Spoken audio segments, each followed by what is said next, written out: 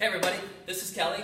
I'm Mark. This is Living Lean 101, and today we're going to do a great exercise. If you can work this into your program, even as a warm-up, I would do it.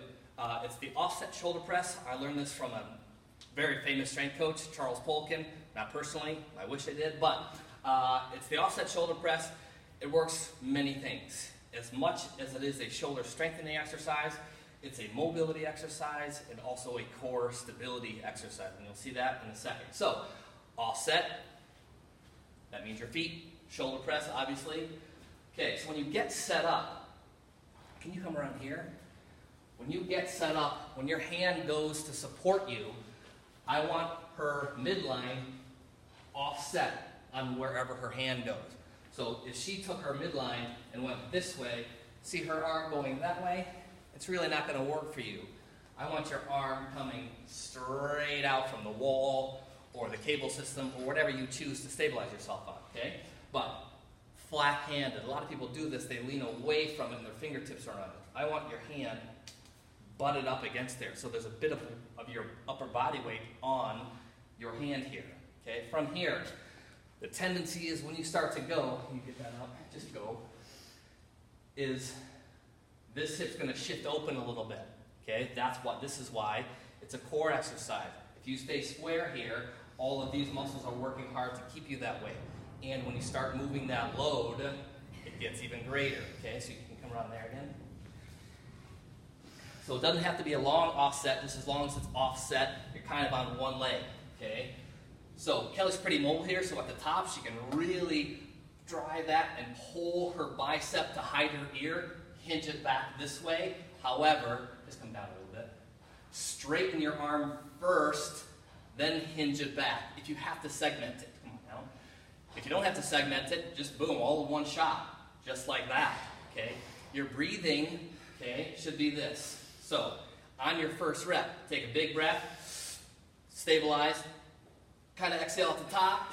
Now, on the way down, take a big breath in, boom. So you're ready to go for your next rep. Okay? You don't want to have to set yourself again right here and then, okay? I want your breathing, one breathing pattern through one rep. So in other words, inhale on your first rep, exhale there, time your breath, end your inhale when you end the descent. Okay? So you're ready immediately, right? That's a bit more constant tension through your core, and also when you drive this up, this exercise, not everyone is going to be able to get up and back as far as Kelly. You need some upper spinal extension here. If you don't have that, this may not be the exercise for you because just round over a little bit, okay? If she's just rounded over a little bit, keep there, stay there. She's faking it a little bit here. When she does that, and she's still rounded, she can't hinge that arm back without these two bony segments coming together. So, don't do this exercise, okay, until you're cleared after you work on some spinal extension. And we can get to that in another video. But if you do have this and it doesn't cause pain to get your arm behind your ear, and one more thing, go ahead. If there's no compensation here, no accessory movement, here's what people do. If you are rounded in your upper back, tighten your shoulder. To get your arm straight up and behind your ear, you do this. Boom, forward. Yeah. You're going to drive your hips forward. So the angle here doesn't really get greater. It stays the same about right there, and then she compensates with her hips, most likely arching at her lower back. We don't want that because that's obviously no longer a core exercise for us, okay? So to do it correctly, you just keep your hips slightly back, drive, pull back, concentrate here. This is going, right? The thing you have to think about is not moving, not rotating, and not arching. Okay? So a couple in a row look like this. Just like so. Okay?